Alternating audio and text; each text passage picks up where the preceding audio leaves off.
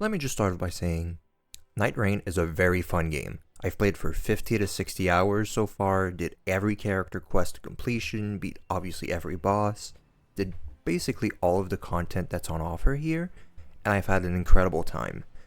But it's not a revolutionary game by any means. It's quite honestly nothing special. And it's not at all what some people are making it out to be. It's very important to remember that it is not going to blow your mind, but it's probably going to be a very fun time. It does fail as a roguelike fundamentally, however. What is Nightreign? Probably is a good point to start. Basically, you play a Souls game. It's Elden Ring fundamentally, right? Play Elden Ring through a weird roguelike cycle. You go through a day basically farming enemies for about like 15 minutes. Then you fight a big boss at night. You repeat this for a second day and night. And then you have your big boss you queued for. Interesting concept. We'll see why it doesn't exactly hit the way it's supposed to, though. But I don't mean to be like ranting about how I hate the video game or anything, because I really do like it. So let's start with the good, actually. The main like fantastic point about this game is that it's more Elden Ring content, but focused on playing with friends. So if you have friends to play this game, you will absolutely adore it. Now, I don't love the argument that this game is fun with friends on any game, because yeah, even dogshit games are fun with friends. It's a terrible argument. But specifically with this game, the base of it is Elden Ring. Elden Ring is already a fun game. There's already mods to play Elden Ring with friends. So having content that's focused on that experience isn't a bad idea. Fundamentally, it's more Elden Ring, so you're going to enjoy that if you enjoy Elden Ring, right?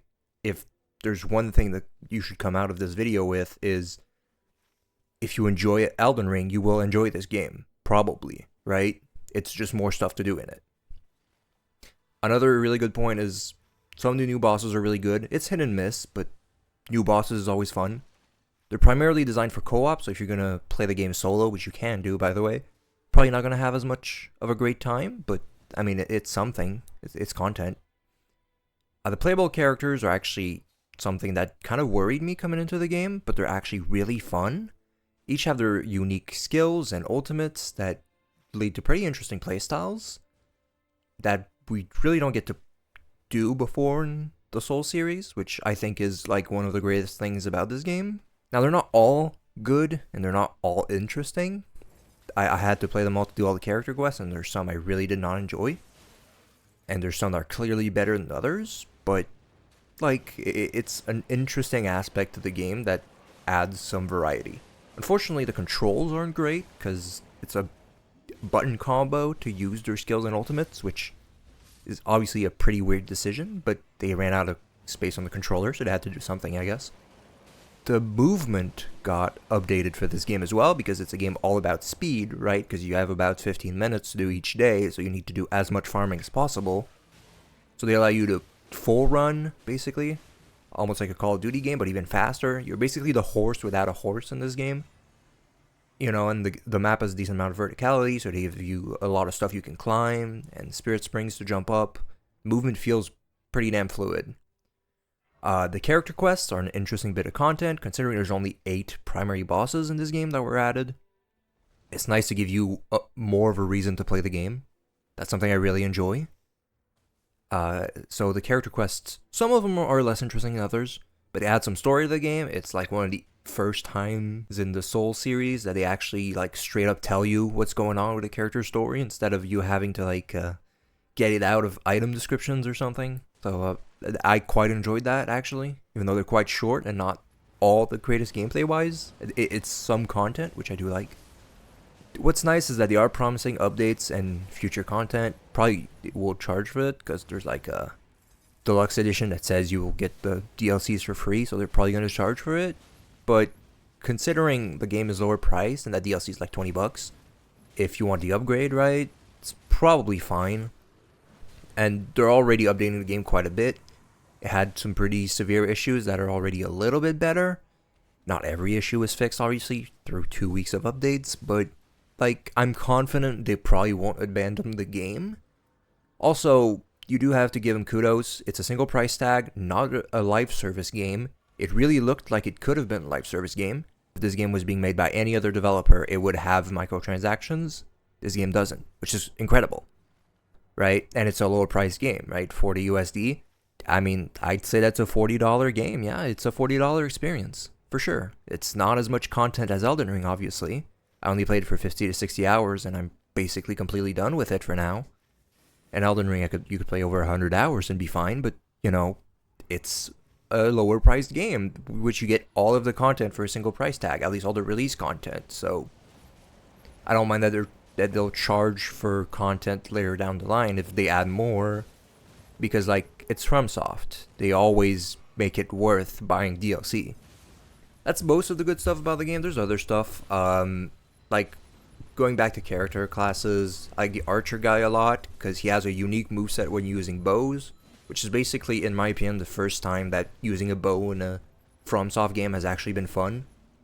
A really dynamic character because his skill incentivizes you to go melee range, and so do his heavy attacks on his bow. And there's a lot of things like that. The Raider is really fun, just big bonk stick guy. Have a summoner character that's pretty unique. The spellcaster lady has a lot of depth, really fun. Right, so I think a lot of this is fun. But there's a lot of negatives to this game, and you can't make a fair review about this game without talking about the bad as well. So let's get into that.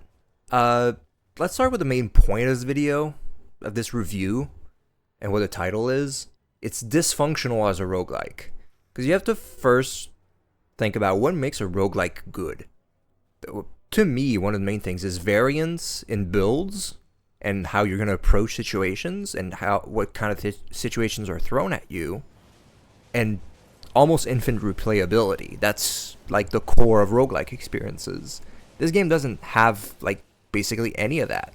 There's no crazy builds, because the rewards you get at the end of each big boss are 90% of the time just stats. And the fact that you go into a match with a character that also has their own stats means that most of the weapons you see aren't valuable to you because of your class. So you almost never get to make an interesting build. The most there is effect on dodge or effect on starting to sprint, maybe. And those aren't something you're going to build your entire combat style around, because they're fairly minor buffs, actually. At most, you're looking for specific stat buffs for the type of weapon you're using. If you're using a mage character, you're probably going to look for sorcery buffs, for magic damage buffs, maybe. If you're using a fire weapon, you're going to look for fire damage buffs. If you don't find them, doesn't change your build. If you find them, you're a bit stronger, but you'll basically never find something that tells you, oh, I should pivot my build towards this thing because it's so crazy. At most, you'll find an interesting weapon that maybe fits with your class, hopefully. If it doesn't, it's probably worth using a lower rank weapon, actually. It's generally worth using a lower rarity weapon that fits better with your build. If you get a legendary drop, it's probably better to use a purple weapon if it fits with your build better. Which is kind of crazy. There's almost no crazy builds. And you can force a build incredibly easily in this game. Every big boss, right? They're called the Night Lords, is weak to a specific element or ailment.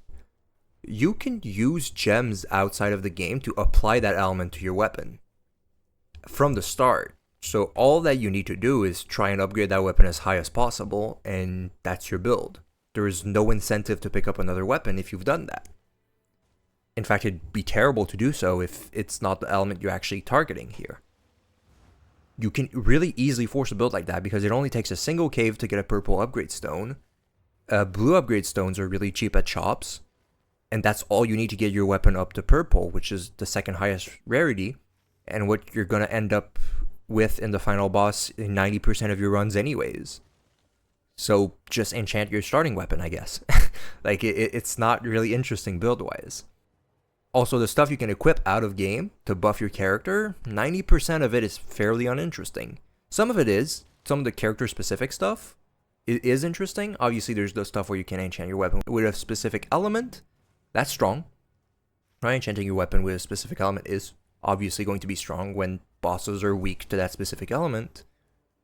But the only other interesting thing that isn't just a little bit of extra stat or a little bit of extra regen or whatever The only interesting there is the character-specific ones. For example, the Guardian character, which is the big Birdman guy, I like to call him, big shield guy.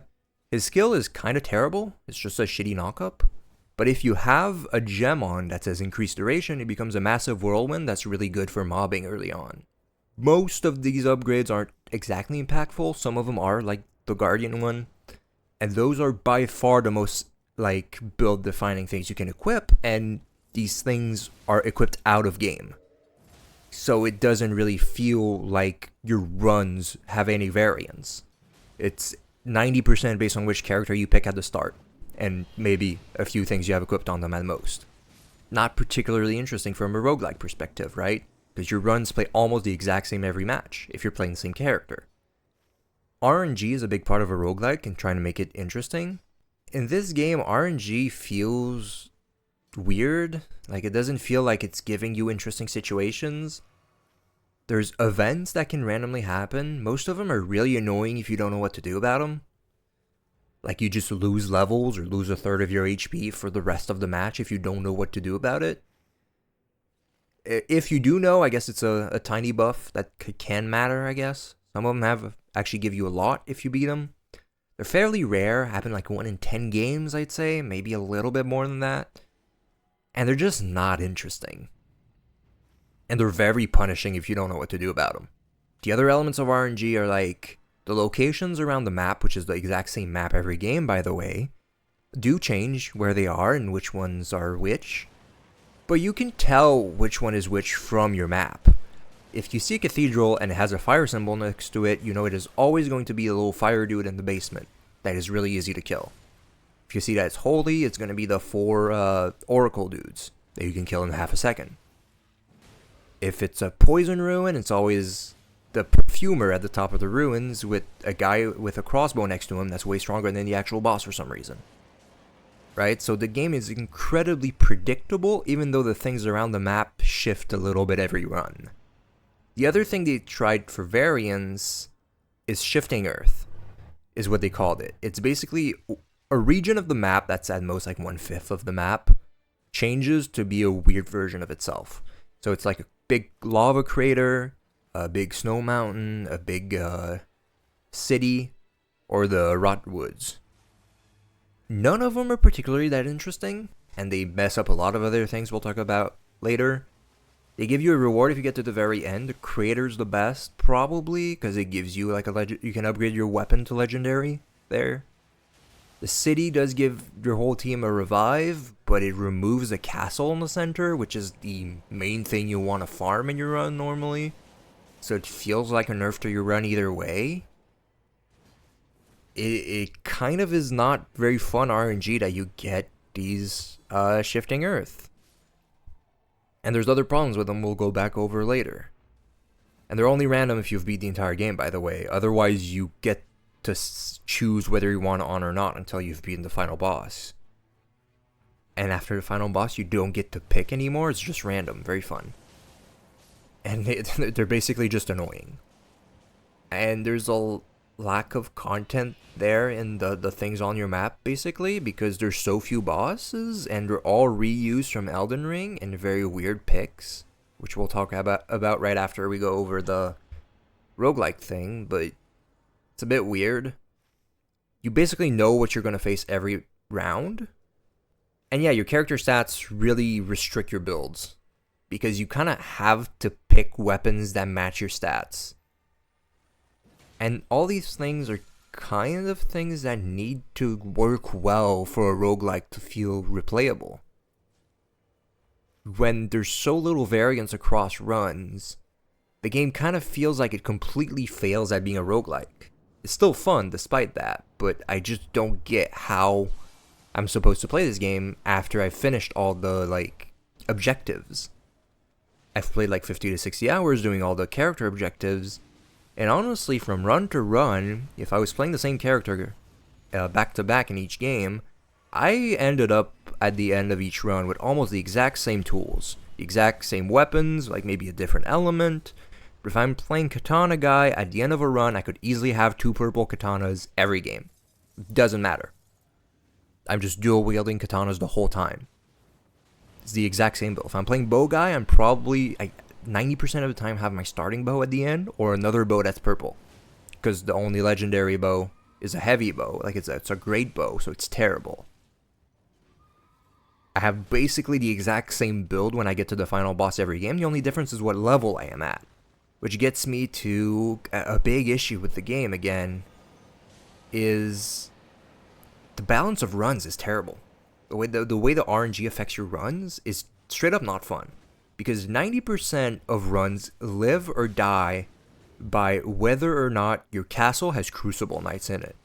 Because the best way to get runes for your run, because you definitely want to be usually at least level 13 or 14 by the final boss, the best way to ensure that is to kill at least 5 or 6 Crucible Knights around the castle.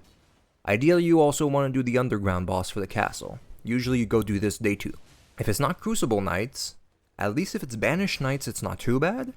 If it's Trolls, your run is almost dead. You're never getting past level 12 almost ever if your castle is filled with Trolls. They're really annoying to kill, they snipe you from across the map, and they give almost no runes compared to the other options. Underneath the castle, some of the bosses there, first off, this boss is considered a red-eyed one, so it's a really powerful one that gives a really good reward, and after you get past it, you get a free talisman as well, based on that location always, if you kill the boss in that location. But if it's a Bell-Bearing Hunter, you can never do it on day 1, and he's going to take you 12 years on day 2, you might as well just give up on doing it. It's a Revenant, you probably can't do it day 1, but if it's a Hero Zaymor or a Black Knife Assassin, really easy to do day 1, and it makes your run 10 times easier. Feels like this RNG is just, did you luck into a run that's going to be easy or not based on the enemies that you have in the castle? Feels pretty terrible. And, you know, it just feels like the balance of this game wasn't properly thought out. As I said earlier, the Poison Ruins always have a Perfumer at the top, but next to the Perfumer, there's always a guy with a sword and a crossbow. He has more health than the boss of the location, and he one-shots you with his crossbow if you're not, like, level 9. Absolutely ridiculous, terrible balancing. I don't know who made that decision that the Perfumer, the actual boss, the Perfumer, is weaker than the guy next to him, who doesn't count as a boss, and he doesn't reward you for killing him almost at all? Like what's the point of this? It's just weird decisions. Weird decisions also happen in the enemies they picked. Every enemies during the daytime are reused from Elden Ring. I don't hate that much. Daytime is more of a speed running thing where you're just trying to quickly kill stuff to get runes and rewards. It's not terrible, but some of the picks are still weird there. Like, some of the enemies they chose from Elden Ring kind of don't make that much sense. Night bosses the same. Night bosses, some of them are reused enemies from Elden Ring, though none of them are remembrance bosses from Elden Ring, which are obviously the best bosses in the game. They're all kind of weird shitters. Though, on the other half of the night bosses are reused from the Souls series, which that's fun. When you fight Nameless King on your night 2 at some point, you're gonna be kind of surprised to see him, but you're gonna have a fun time fighting him. But you're not gonna have a fun time when at the end of your day 1, you have a massive worm face that spreads death blight around him permanently. You cannot go melee range unless you have a bolus to cleanse it. Absolutely horrible fight. Who the hell okayed that? Who thought that would be a fun fight? Like, there's a lot of these weird decisions. Like, why do we have a ruin with rune bears? Who liked rune bears? If you see that a ruin has a sleep icon on the map, don't bother going. It's a rune bear that one-shots you until you're like level 9. A very weird pick. So the game also ends up getting repetitive because you can tell what's in each location in advance, and because there's so few options for each type of location. The runs basically end up being in the early game, you go to army camps, cathedrals, and ruins because they're the easiest to do at a low level, barring they're not the impossible ones. If they are, you see it on the map. Maybe go to small castles as well in your day 1. Day 2, you make sure to fit in the castle. If your castle sucks, well, maybe you fit in some ever jails or some other stuff. That's literally your entire run every time, is running from place to place doing that, and trying to fit in all the churches so you get max flasks every run. Gets pretty repetitive over time, especially when you have so little build variety, and when your build is basically predetermined by your character at the start of the match. The movement I said feels good. But the map, it has a lot of verticality, so you end up spending a good amount of time just running around trying to find a way up to the place you actually want to go. Some of the climbable walls feel a little bit glitchy. There's a specific one that leads nowhere that you need to jump back down and go back up the one next to it for some reason. The game just straight up lies to you by telling you could climb up there. Pretty weird. Getting around isn't that annoying, but over time the verticality just feels a little bit annoying for no reason. Like, this is a speedrunning game, basically, right? Feels kind of annoying to spend a big part of your run climbing walls. The map was flatter, probably would be better, but this is more of a personal nitpick. The speedrunning aspect is something some people are not going to enjoy. This game forces you to speedrun if you want to actually succeed. This is a speedrunning game at its very core. If you don't enjoy going fast in Souls game, which, I mean, most people, I think, take a more methodical approach to slowly beating enemies in a level, you might not enjoy this game. This game is all about running past every shitter in a location to one-shot the boss and get out as quick as possible. Because you need to fit as much into each day as possible, because you're on the clock permanently. This game has to be on the clock, is what you need to understand though. Because this is a co-op game, it can't take forever. So I don't hate that they chose to do that, but like, it's not for everyone for sure. And running from the storm and everything gets annoying too sometimes, because you're trying to fit in as much as possible, and then you get stuck in the storm because you were a bit over ambitious. That can be frustrating to some people. I don't hate it too much. I do hate that the verticality gets you stuck in the storm sometimes, but outside of that, it's fine. But let's move on to other issues. The force speedrunning is more of a subjective one. I like it. I really enjoyed my time running around and trying to fit in as much stuff as possible in a run. But some people aren't going to enjoy that. The biggest issue on launch is the horrible matchmaking. Already got fixed a little, but it still contains a lot of decisions that inherently are going to hurt the matchmaking. First off, there's no crossplay. Completely unacceptable in 2025. It's not entirely a matchmaking issue. Obviously, it hurts the matchmaking for sure. But it's also just very, very dumb that I can't play with my friends if they get it on PC. If I bought it on PS5.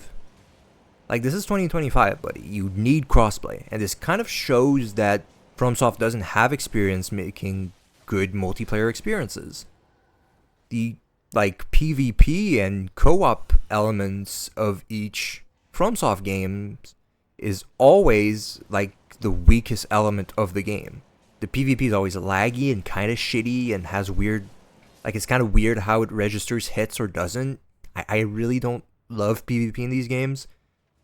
And the co-op aspects are always weird esoteric nonsense where you need a specific item and find a specific thing. You can't just invite a friend. At least in this, you can just invite a friend. It still works weird, but you can do it. But clearly, the matchmaking issues clearly are just stem from the fact that FromSoft doesn't usually make multiplayer games. But matchmaking is also affected by other very weird decisions. First off, there's 8 playlists, basically, right? Because there's 8 bosses you can queue for, which is fine. Plenty of games with like medium-sized player bases get away with having around 8 playlists and still having players populate all of them. And this game has a pretty large player base so far, right? At like around 200k on Steam on launch or something. So no issues there. The matchmaking issues don't stem from there being a playlist or from there being too few players.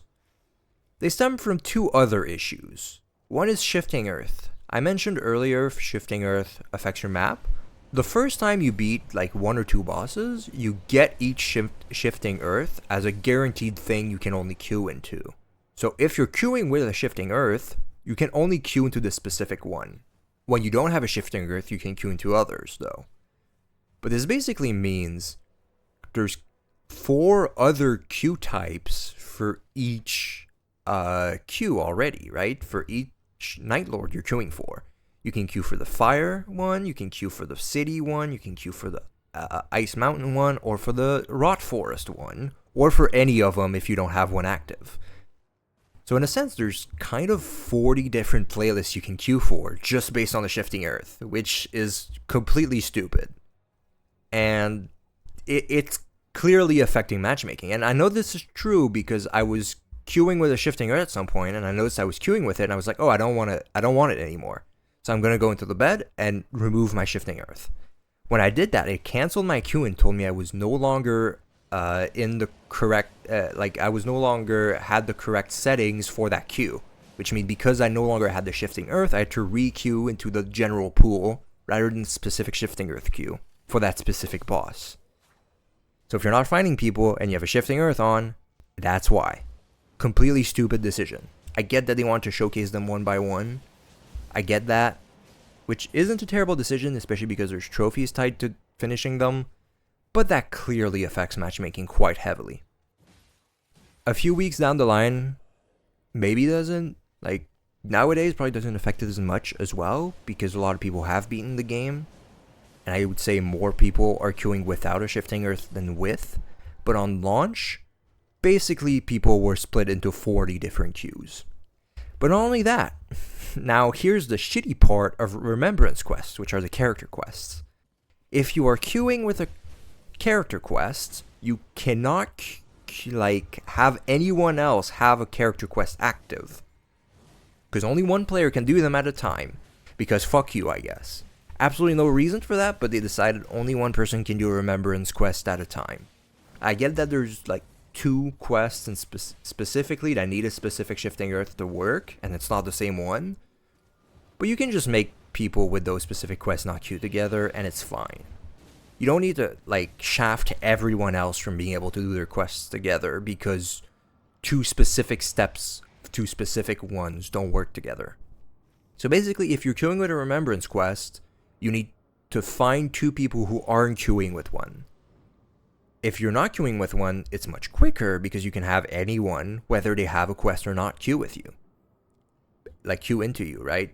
So you get match made much, much slower if you have a remembrance quest. Now, God forbid you have a shifting earth active and a remembrance quest.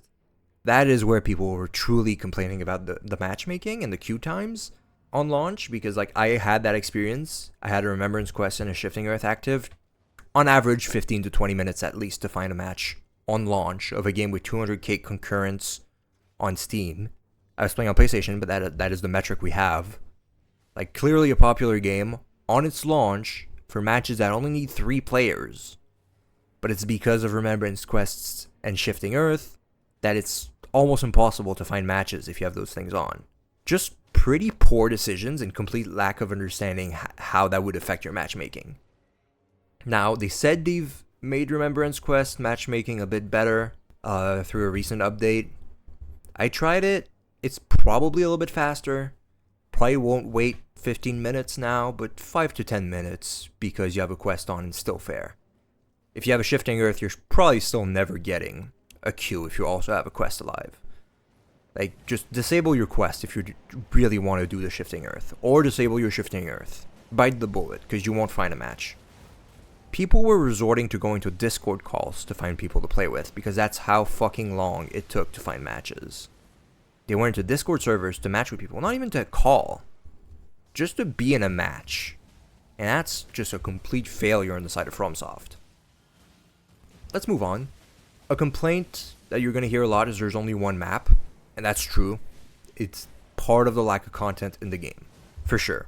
A bigger complaint to me is the complete lack of communication tools when you're playing with randoms. You're matchmaking into a match. There's only 2 ways in which you can communicate. Outside of gestures, which aren't really communication because you're always running around, so no one's going to see them anyways. You can ping something from the minimap, from the actual map you can pull up, which you don't have an actual minimap, but you can pull up the map and ping something. Or you can ping an item that's in front of you. Those are the only things you can do. No voice chat, no text chat, no specific pings. You can't ping attack dis or retreat or something. You can just ping a location. That's just terrible for a game based around multiplayer gameplay. Cooperative multiplayer gameplay is the focus here. Having no tools to communicate with your matchmade teammates is just not a good idea. But obviously, I basically spent a lot of time ranting about the issues with the game, but that's because I think that fundamentally, the gameplay is really good. It just feels like Fromsoft didn't really understand what to put into the game to make it a functional multiplayer game. At its very essence, the things that Fromsoft is good at are all good here. Now, it's lacking in new content, for sure as well, which is why it's a lower priced game. There's not many new weapons. I think the only new weapons are the starting weapons for a character or two. No new weapon class, no new spell outside of the character skill. And that new content is really good though. The character skills and ultimates are all really interesting. Some of them have passives, some of them don't. Because the passives are like a property of their skill, which they for some reason put into the passive, which is another issue entirely. But generally the characters are interesting to play. The movement is something that got upgraded. That's pretty nice. New bosses are mostly good. The Augur is terrible, but I think every other one is at least half decent. They're primarily designed for co-op, which is a nice change of pace. They feel like raid bosses, which is really fun. The game is challenging enough, I would say, that you're probably not going to first try most of the expeditions. It's not insanely challenging, but go play solo if you're having too easy of a time, I guess. But it's just not anything special. Nightreign just won't blow your mind. If that still sounds fun to you, go buy it. I do genuinely recommend the game if you really like Souls game and a speedrunning co-op experience where you're trying to build up to a big boss at the end sounds fun to you, go buy it. It sounded fun to me and I had a lot of fun with it. I think it's important to acknowledge what kind of sucks about the game. Because this game, to me, is really important because it serves as a proof of concept for the game they're going to release next year on Switch 2. They've announced The Duskbloods, which is also supposed to be a multiplayer first experience like this, where you drop into a map, but this time there's going to be other teams you can also fight, is my understanding of the game. Except it's going to be entirely new content and new assets and everything. Kind of with a Bloodborne vibe, I believe. I am worried about this game because I think they obviously nailed some of the elements in this game, but almost everything that's roguelike in the game kind of sucks. And almost everything that's focused on co-op kind of sucks. The only good elements of the co-op here are the bosses, and the connection quality is actually really good. Which might also be one of the issues. With the matchmaking, maybe it's really prioritizing connection. That could be it. But the quality of matches is actually pretty good. I haven't seen much lag. Very few glitches. I got stuck under the map once, I guess. Within like 50 to 60 hours. It's a glitch on launch. I guess that's fair. I saw some people having some frame drops on PC on a specific boss, but that's about it. And that got fixed pretty quickly. So it's technically sound outside of some specific online elements regarding matchmaking and features. And the roguelike experience doesn't really work here. I'm hoping this is dipping their toe into this kind of experience and seeing where to go from here and what mistakes they made and learning from those to make the Duskbloods a truly great game. Because I'm going to be looking for that. I'm going to play that game next year and see if it's actually good. I'm really hoping they learn from this.